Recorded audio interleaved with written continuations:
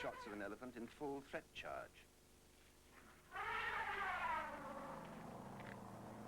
A woman takes the same kind of risks to get a close-up of a charging bull.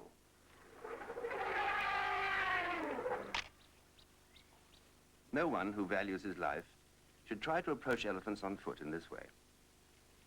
This is not just a photographer's study. It's part of a 5-year scientific study that depends on taking identification pictures of almost every elephant in Lake Manyara National Park, Tanzania.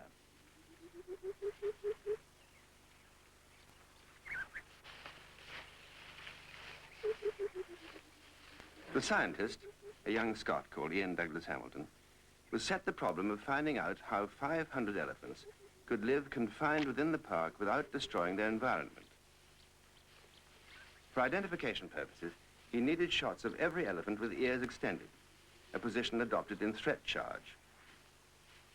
In time, some individuals got so used to him that they couldn't always be persuaded to charge for their portraits. The subjects of some portraits he is never likely to forget. On the left is Taroni number 1, who masterminded an attack on my Land Rover, 1967. Standing next to her, Taroni number 2 overturned a vehicle in 1970. On the right is Taroni number 4, who was shot by a ranger in self-defense at the last minute. And this, one of the worst, is Taroni number 3.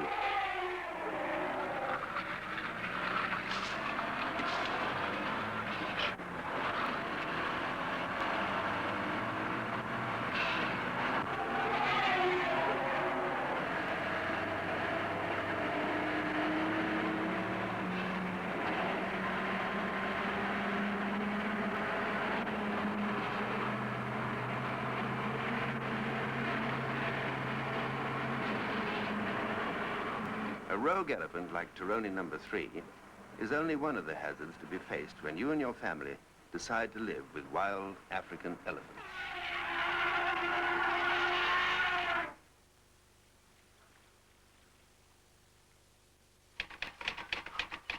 Good evening. This is David Niven. Join me in Ian Douglas Hamilton's camp at Lake Manyara, a national park with a big problem. The Manyara problem, in a nutshell, can be summarized by saying that there are too many elephants in too small a space. Over the last 50 years, they've steadily been pushed inwards to the one remaining safe area. Even one elephant is destructive, but when you pack a great many into a small area, you're bound to have problems. His wife, Aurea, a fashion designer turned photographer, shared the dangers and the rewards of his long study. She bore his first daughter, Saba, during the time they worked together in Manyara Park. His thesis, as thick as a telephone directory, has not only won scientific acclaim, it has added substantially to man's knowledge of African elephants and the way they live. More important, how they can continue to live in this wild and beautiful place. Lake Manyara National Park lies in the Rift Valley of Tanzania, beneath the steep wall of the rift to the west and the lake itself to the east. The park stretches for 30 miles along the lake shore. At its northern end, it is bordered by banana plantations and a village called Mtwembu. In the south, there are farms too. Until recently, all this cultivation was part of the elephant's range. Now its closeness poses one of the main problems. The elephants are tempted to break out and go crop raiding. Lake Manyara Park is incredibly fertile, thanks to the streams that run down the rift. Nowhere is it more than 4 miles wide. In places, the buttresses of the rift wall stretch down to the lake shore. Despite its fertility, there is not much room or food to spare for a population of over 500 elephants, together with thousands of other animals.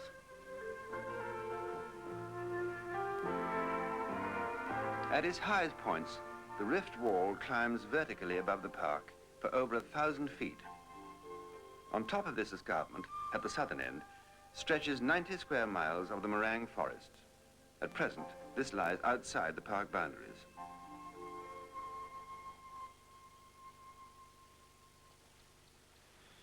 Before he could begin to live with elephants, Douglas Hamilton had to learn to survive among them. The Tanzania parks gave him one of their best rangers, Mahoja Barengo. Ian's qualifications were purely academic. An Oxford zoological graduate with a research grant from the New York Zoological Society and the Royal Society London. They don't teach you to track elephants at Oxford. Mahoja was his tutor now.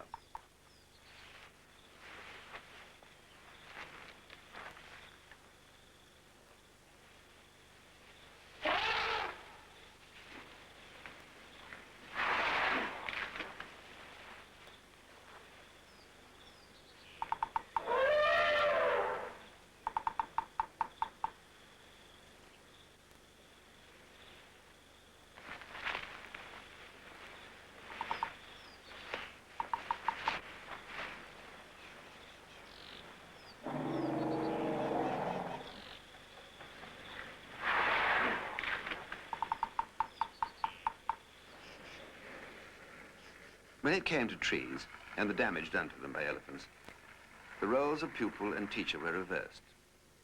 Destruction of Manyara's acacia woodlands was both the starting point and reason for Ian Douglas Hamilton's research.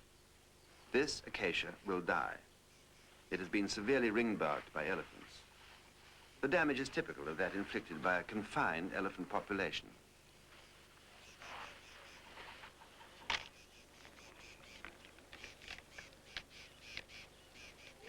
The tree they damage most is the flat-topped Acacia tortilis. By killing the trees, the elephants deprive themselves not only of food, but of shade essential to their calves. If the present trend continues, the acacia woodlands of Manyara will be wiped out, and if this happens, the elephant population may easily suffer a fatal decline. When hundreds are concentrated unnaturally by man, the destruction has to be seen to be believed.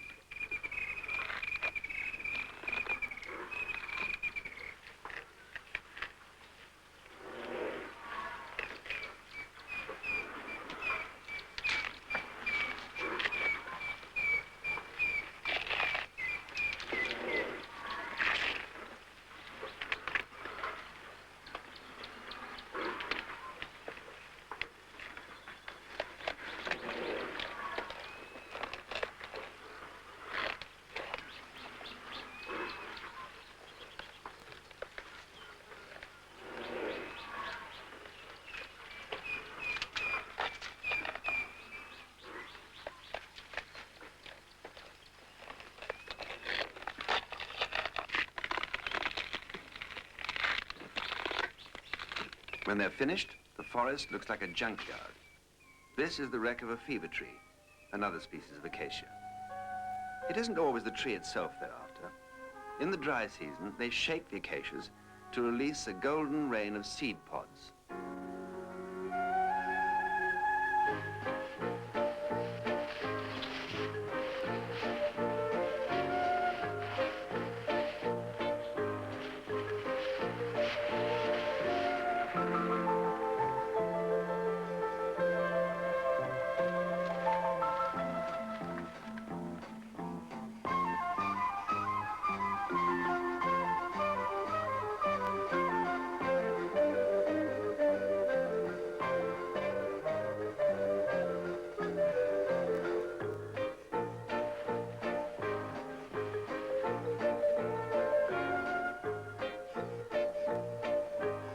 Having shaken, they pick up acacia pods with an exquisite delicacy. For once, the elephants are doing acacia tortilis a good turn.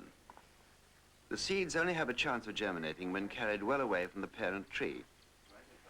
The elephants act as the dispersal agent. A single dropping can contain 10,000 seeds.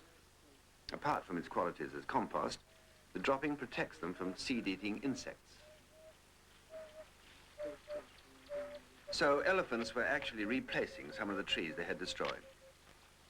When space for wild animals was limitless, regrowth kept the woodlands in balance. But there are far too many hungry mouths now for this to work anymore. A key shoot has been nipped off this seedling.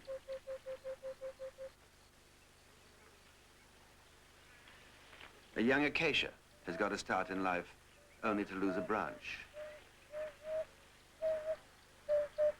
If the elephants of Manyara were not to be reduced by shooting, answers to the acacia problem had to be found.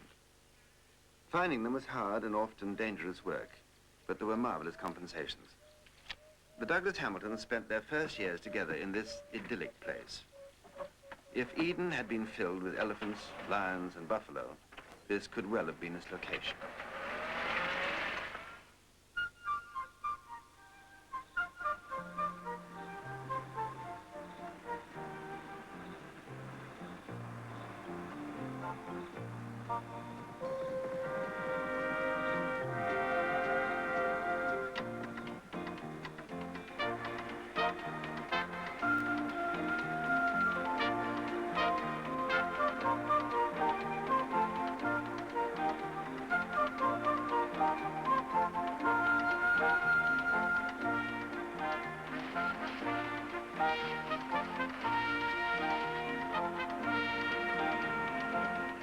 Sometimes the other inhabitants were not entirely welcoming.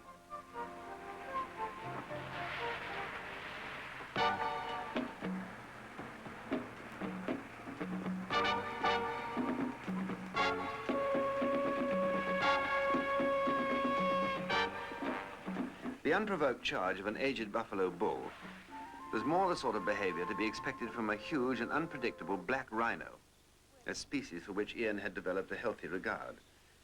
Early on in his work, he had been charged and trampled by one and suffered severe spinal damage. This one had a bad sore on its flank, which might have made the creature likely to charge on sight. However, in a Land Rover, you're fairly safe from rhinos, if not from elephants.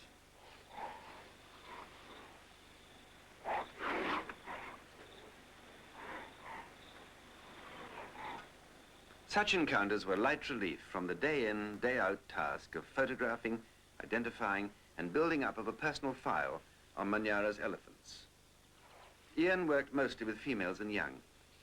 He found that cows and calves lived in stable family groups, separately from the bulls.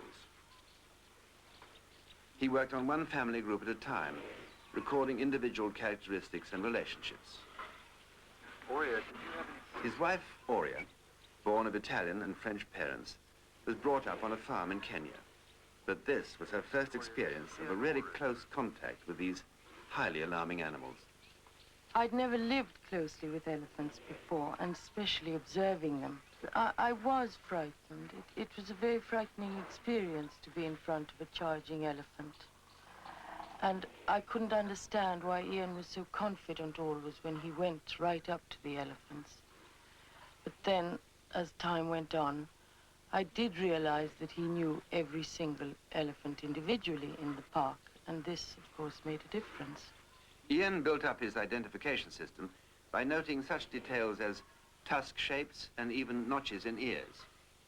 Taking the families one by one, I gradually built up a personal dossier on almost every single one of Manyara's elephants. Within this dossier, I kept the pictures of each and a record of their life history for the period over which I observed it. For a while I gave them all numbers, but then I found that names were much easier to remember. And I based them sometimes on a notable physical characteristic, but more often I took a historical character. Whatever names he gave them, Boadicea, Ariadne, or perhaps One Tusk, he regarded each one with an almost proprietary affection. And after a long, hot, often dangerous day, Eden was always waiting.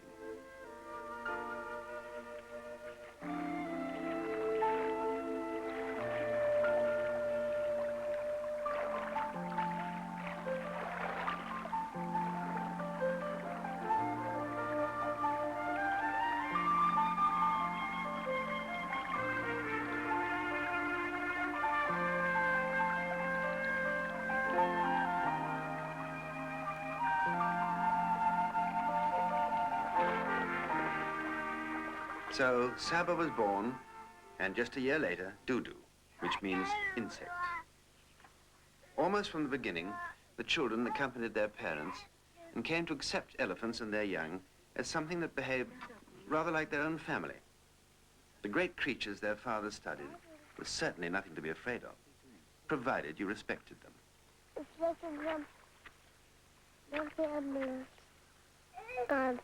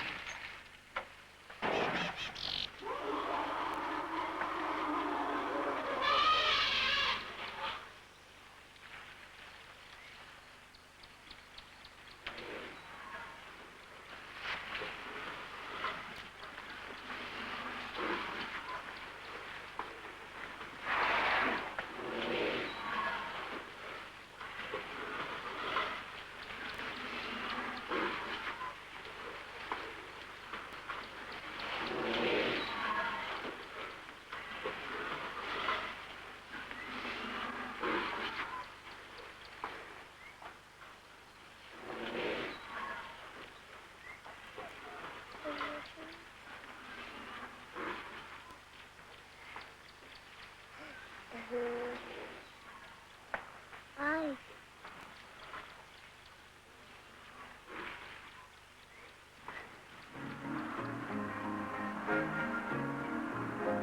And during the drive back to camp, at the end of the day, there was no telling what the children might see. Perhaps herds of golden leaping impala, made more golden by the evening light.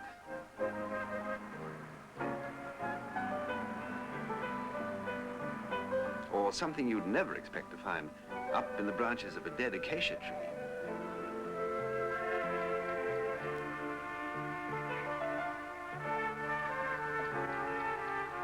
Three lions in a tree. That's not much to get excited about. At least, not if, like Saba and Dudu, you've lived all your days in Lake Manyara Park.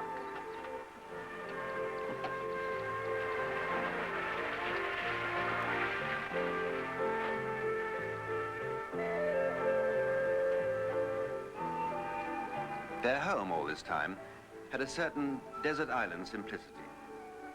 Ian had designed it and built it with the park's approval and with money from his grant. Built from local stone, timber and reeds, it commanded an ideal outlook from which to observe elephants. Their home overlooked the bed of the Ndala River, where elephants often come to drink and bathe, and not only elephants.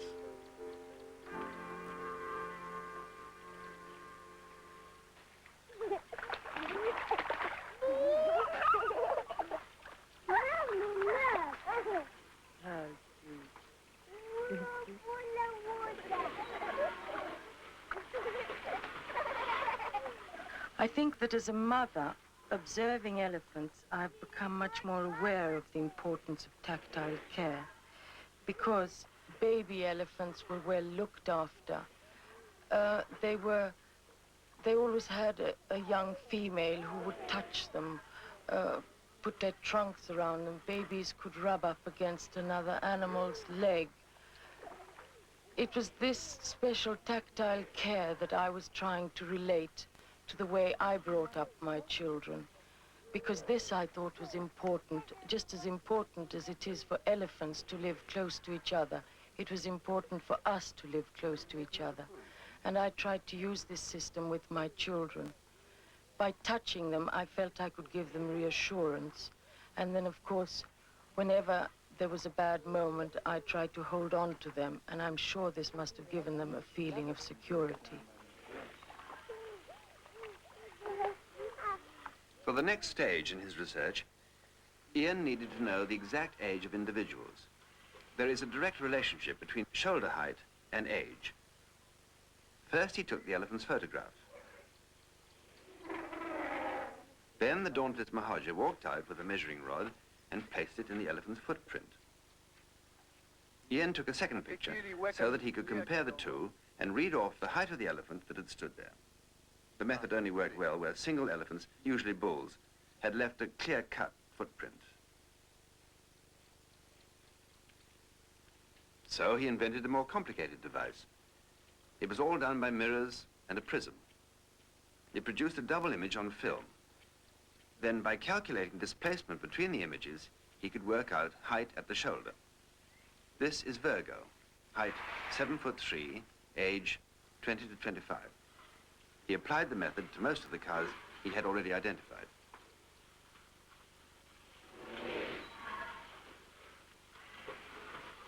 And in this way, he gained vital information about the age structure of the population. He discovered that though Manyara has the highest elephant density in Africa, it also has a healthy breeding rate with a large proportion of young. But for how long if the elephants continued to destroy the woodlands? This was the main problem still to be solved.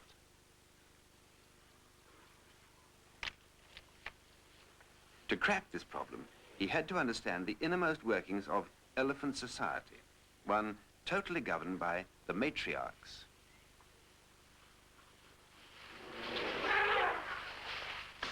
This is Boadicea, the most imposing matriarch in Manyara, leader of the largest family unit of 22 animals.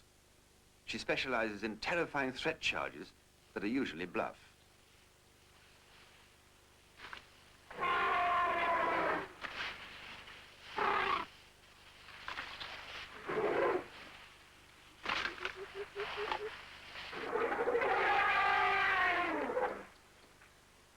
Not only do all the younger females look to her for leadership, but two other family units follow hers at a distance. Together, they form a kinship group. One of the best ways of approaching Boadicea without disturbing her was to climb a tree while her family enjoyed their midday siesta. Each mother stands in the shade with her calves. On the left, Diana, with broken tip to tusk. Next, Virgo, with one tusk. Ian developed a especially close relationship with her. Then comes Calypso, a young cow who already has two calves. The next giant in the lineup is a senior cow, Right Hook.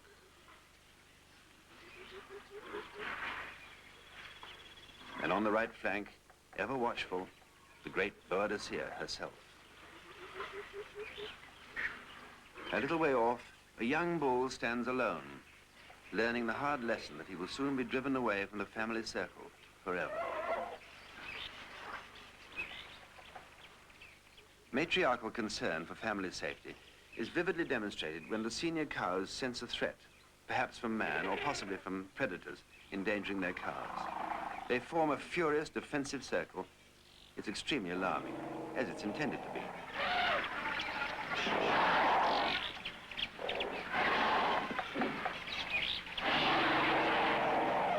This group is led by Catherine the Great, an elephant with unequal ivory. Helen, a senior cow, screams and demonstrates to back her up.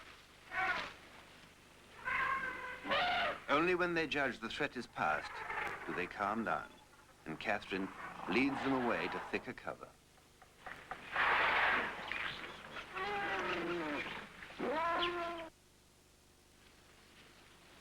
The deeper Ian went into the social life of Manyara's elephants, the more integrated he found it to be.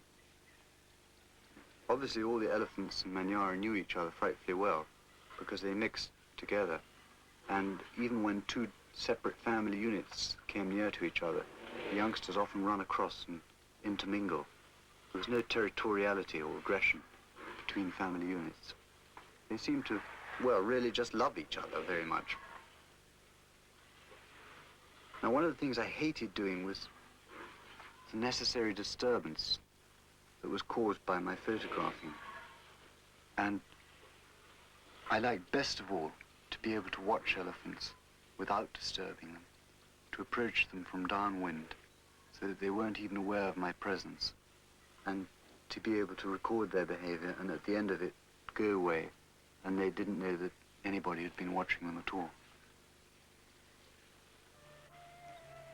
On several occasions, Ian Douglas Hamilton came across the bones of dead elephants which had been shot. There's an old hunter's tale about the graveyard where elephants go to die, where rich hoards of ivory lie for the picking up. Well, this was no elephant's graveyard, just the result of a local massacre by poachers. But the elephant behavior Ian now witnessed was as strange as any hunter's story.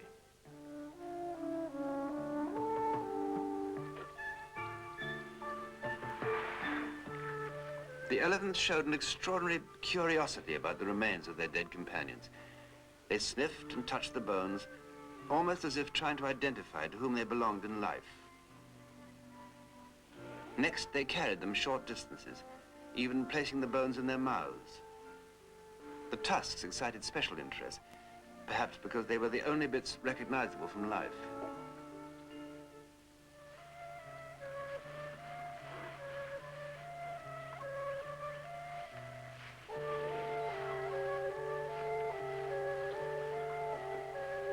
Eventually, they all picked up bones, large and small, and carried them away, sometimes 100 yards or more, before dropping them in the bush. Whatever the explanation, there is no doubt that the bones of dead elephants have a special significance for the living animal. Elephants totally ignore the bones of other species.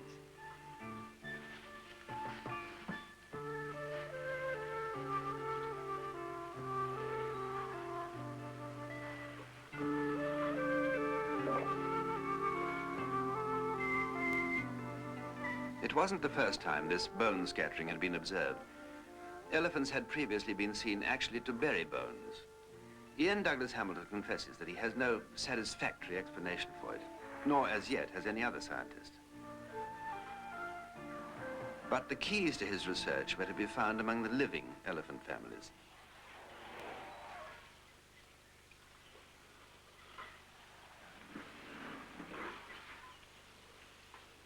One major discovery was how different is the life of male and female calves. At first, they're both equally protected. They're even woken up when necessary and reassured by a trunk placed in the baby's mouth. Often it is the teenage females of the family who perform these nursery duties.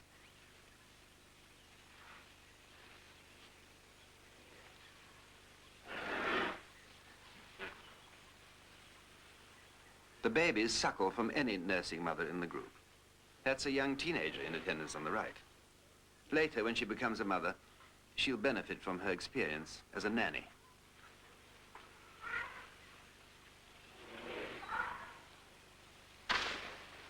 When dealing with the more aggressive bull children, teenage nannies need a good deal more patience. When the family is on the move, it's usually the teenage female who restrains the youngster's urge to rush ahead. As in many human families, the indiscretions of the very young are usually tolerated. A large bull, temporarily associating with a female member of the group, allows a very small calf to greet him, even though they're competing for a drink. Discipline has to be taught, however. When another young calf spoils his mother's waterhole, she gently pushes him out. He doesn't give up easily, though, and sneaks back to turn the whole thing into a mud pie. He receives his due reward eventually by getting sand up his trunk.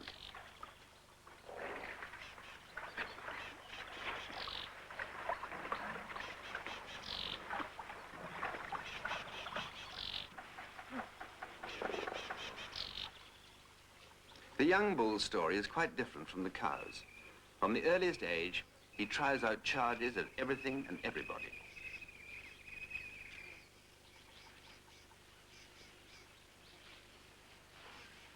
In this case, he's practicing on the Douglas Hamilton's Land Rover.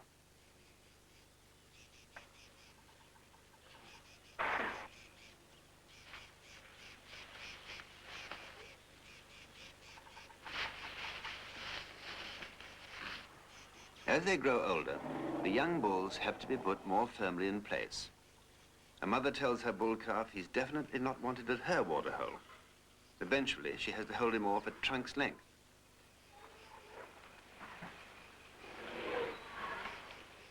When they're slightly older, the young bulls will flex their muscles at other targets, like an inoffensive herd of impala. It's all show-off in the typical manner of young males everywhere.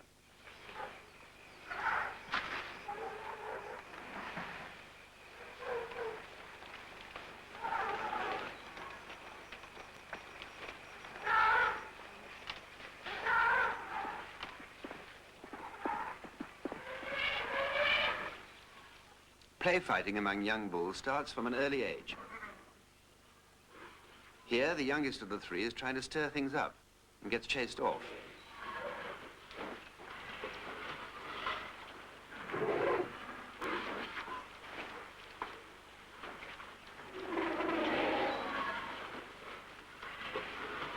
A matriarch intervenes and tells the boys to cool it.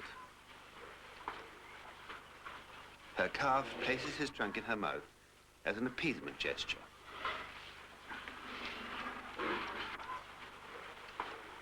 Soon, inevitably, sex comes on the scene. The young males become prematurely interested in the female calves, even their sisters. They're beginning to become a thorough nuisance in the family. When he's about 13, at the age of puberty, the matriarchs decide they've had enough. It's time he left the family unit. Here's the driving out process in action. A matriarch turns on a bull and persuades him he's not wanted. A series of such attacks gradually drives him further away, though he'll stay within half a mile of the family for several years. Eviction probably reduces the chances of inbreeding.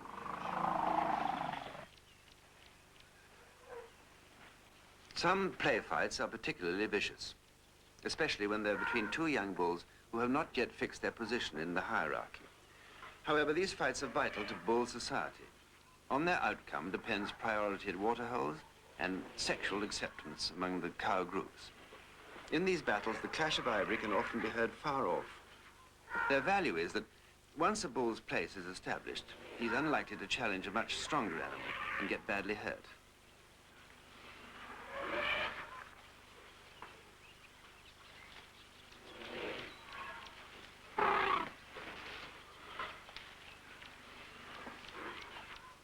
This youngster is very conscious of his lack of status. He feels insecure among a group of older bulls and takes his branch well away before he dares to eat it.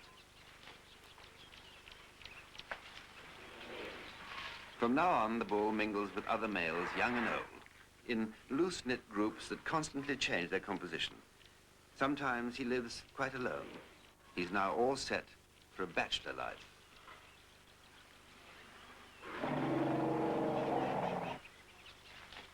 Only when he's grown big enough will he have sufficient standing to mix with the cow groups again.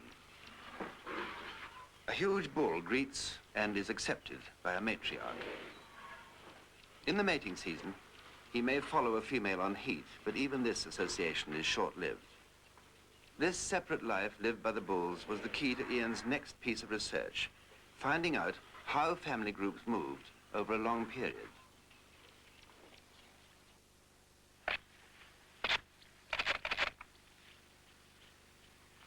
The plan was to place radio transmitters on selected bulls. Mahodja had to carry a rifle by park safety regulations, but the gun Ian used only fired an anesthetic dart.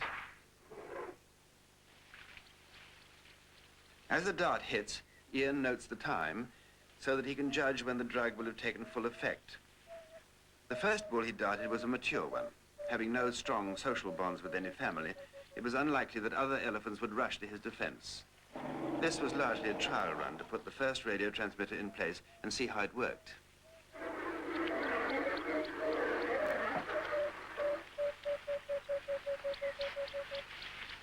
As soon as the bull was fully immobilized, Ian and Mahodja moved in to attach the radio transmitter. But first, they had to cool the drugged elephant with water. An elephant fans itself with its ears. These and other parts of its cooling system were now anesthetized and out of action.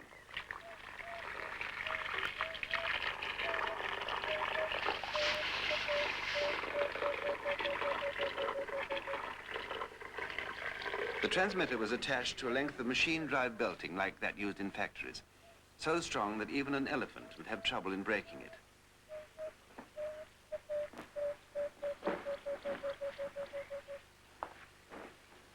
A great deal had to be done in a very short time.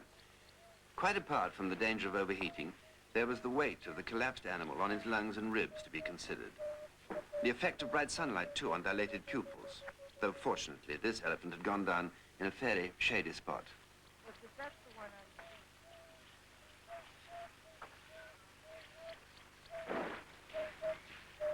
There was a lot of information to be recorded that is impossible to get when the animal is fully active. Samples of parasites to be taken, and all this to be done within a maximum of 20 minutes.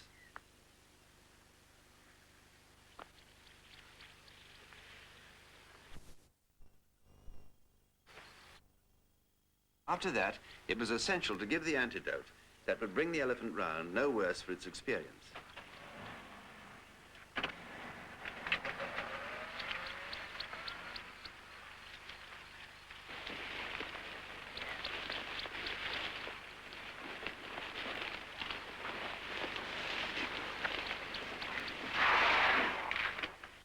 Now the bull was free to continue his wanderings, sending out a bleep bleep signal that could be picked up on a tracking aerial at a range of 30 miles.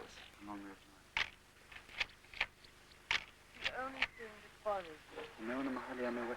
Ndio. Not all of it, but bits of it.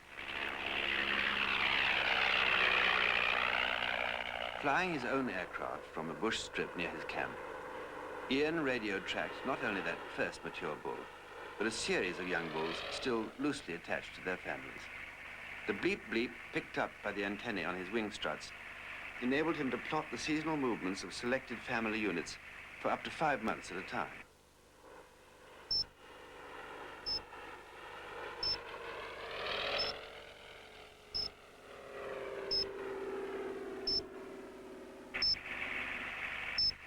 At the end of the experiment, he had an accurate picture of how individual groups moved in search of food throughout the year.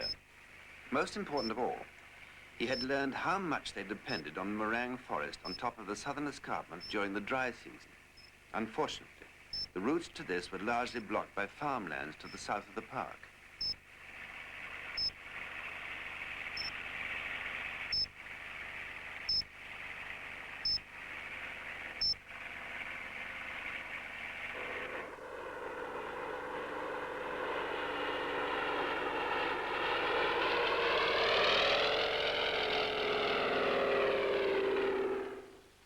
Radio tracking on foot also showed how much the elephants used the dense forests at the northern end, close to the banana plantations of Mtwambu.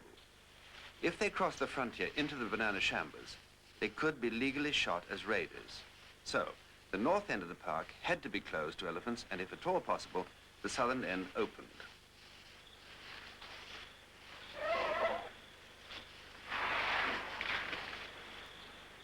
Often in the dense forest, they walked into elephants other than the radio bull they were tracking.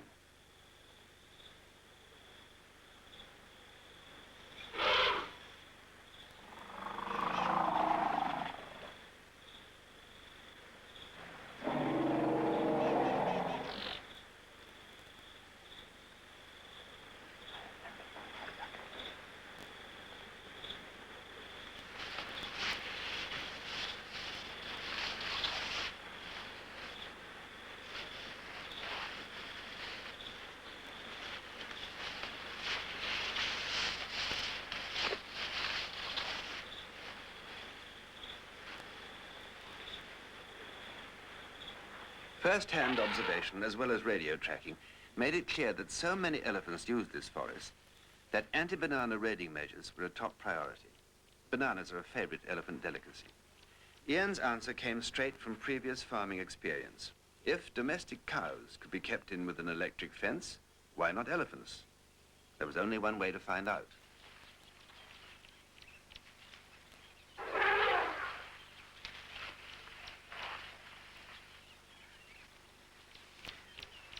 He put up a trial fence. The first elephant touched it, got a mild shock, and then the matriarch went screaming mad.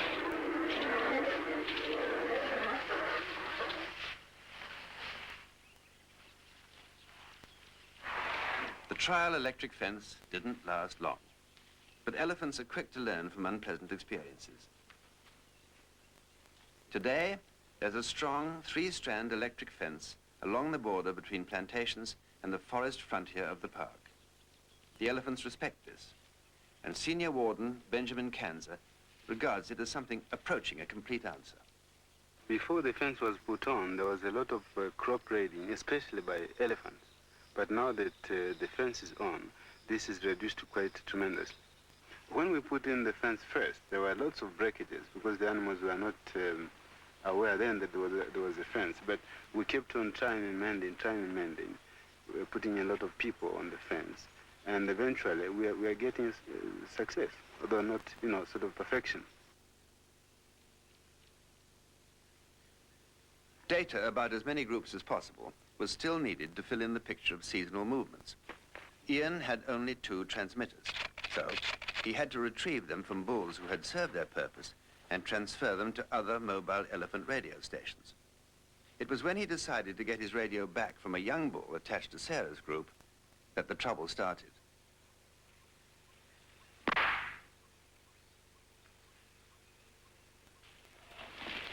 As he had anticipated, the bull seemed to be a safe distance from Sarah's family. The dart struck home, and he began to go groggy. The bull trumpeted an alarm.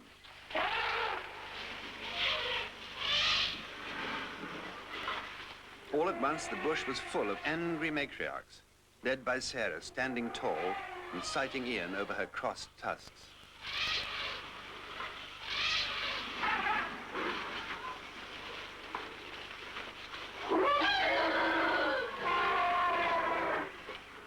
Ian now knew that he was in bad trouble, though it wasn't himself he was worried about. If the bull was not to suffer damage, he had to get the antidote into him in a very few minutes. Unfortunately, he didn't have another dart available to do the job.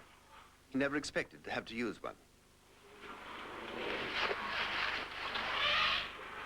With the matriarchs on the warpath, he had no illusions now about recovering his radio. Then the unbelievable happened. The senior cows of Sarah's group tried to raise the drugged 2-ton bull to his feet.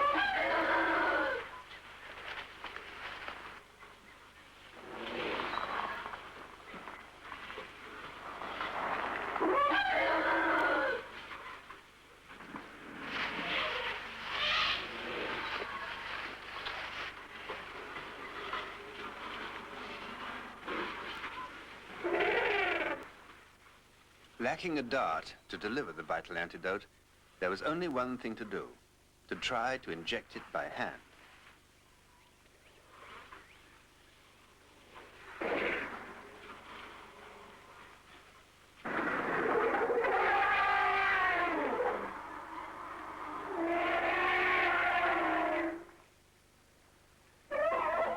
When that failed, to get in close with the Land Rover was the only hope.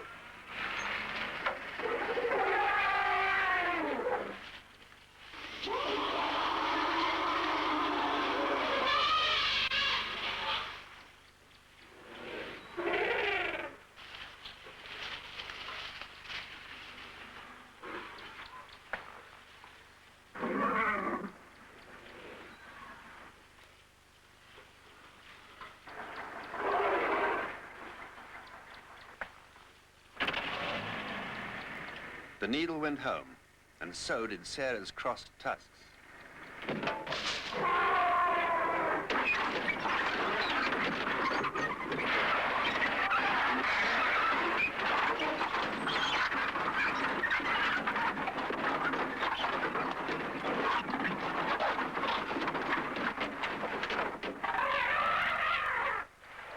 Having, as she thought, killed her enemy, she backed off to tend the bull who was partly coming round.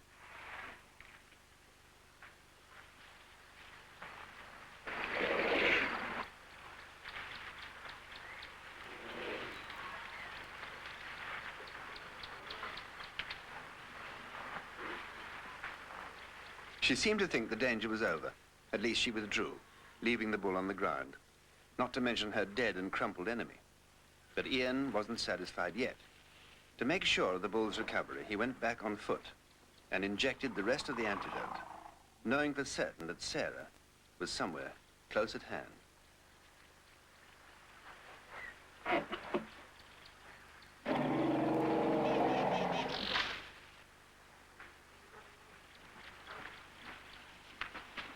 During his 5 years of living with elephants, Ian Douglas Hamilton has taken risks which some wildlife experts and scientists consider unnecessarily foolhardy.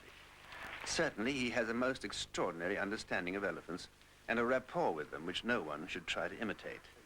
They will probably get killed if they do. This rapport is typified by his relationship with the one-tusked cow of Boadicea's group called Virgo. Virgo remembered him when he returned to Manyara after 2 years at Oxford writing his thesis. She often greets him by putting her trunk in his hand. He is always deeply moved by this, in a way that isn't strictly scientific.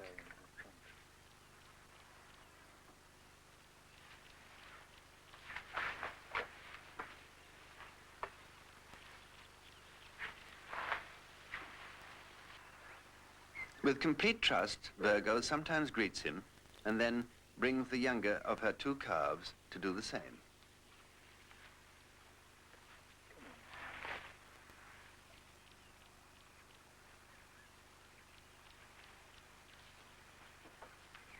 Some see these as acts of bravado, but Ian claims that he can predict Virgo's exact behavior.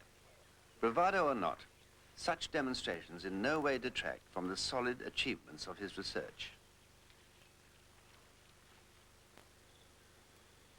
Perhaps the most significant single fact his study has revealed is how urgently the elephants need access to the additional food in the Morang forest, especially when the park below is dried up before the rains. He and Mahoja often followed elephants along perilous mountain tracks, more suited to the agility of baboons.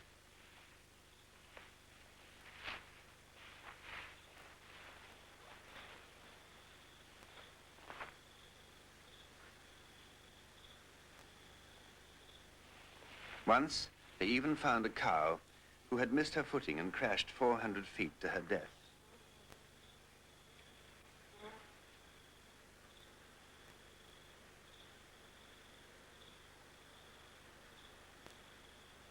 Not even the extraordinary ribbed and rubbery formation of an elephant's foot could defeat the steepness of this particular trail. Research into family structure and movement had now made it clear that if the Manyara herds and their environment are to survive, they need to be able to climb freely up out of the park to the Morang forest. The timber there is so lush and plentiful that an influx of elephants in the dry season can do it no appreciable damage. Unfortunately, the easiest approaches to the Morang forest lie across the farmlands to the south of the park. At present, if they cross those farms, they can be, and often are, shot as crop raiders. In 1955, when these farming concessions were given, many conservationists argued that farms could never coexist with 500 elephants as next-door neighbors. And so it has turned out. Douglas Hamilton has strongly urged that the Tanzania national parks buy back these farms and compensate the farmers. The money is being raised and the farmers seem willing to make a deal. If it comes off, not only will the elephants have regained safe migration routes to the Morang forest, but the present size of the park will have been nearly doubled. So the bush may soon creep in and the area once again become elephant country. For once, wild animals will have won. But alas, the issue is by no means decided yet. The Douglas Hamiltons fervently hope their arguments will be accepted. If the farmland can be added, it seems unlikely that there will be any need in the foreseeable future to control the Manyara elephants by shooting. Ironically, Ian's study of closely knit elephant society has confirmed one sad fact. If it ever comes to culling, the polite word for killing, there is only one way to minimize the distress among an overstocked population. This is to obliterate whole families, rather than shoot individual adult elephants, whose loss would leave many groups completely leaderless.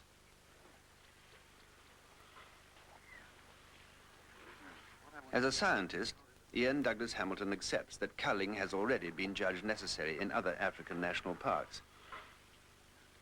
But as a man who loves elephants, he can only pray that it won't happen to his beloved Manyara herds. He and his family have lived far too closely with wild African elephants for him ever to feel totally detached. This is David Niven, Good night.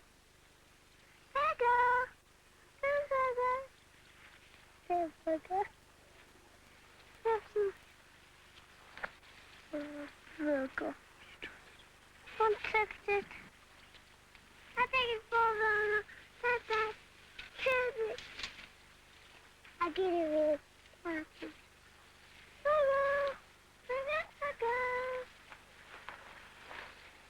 No.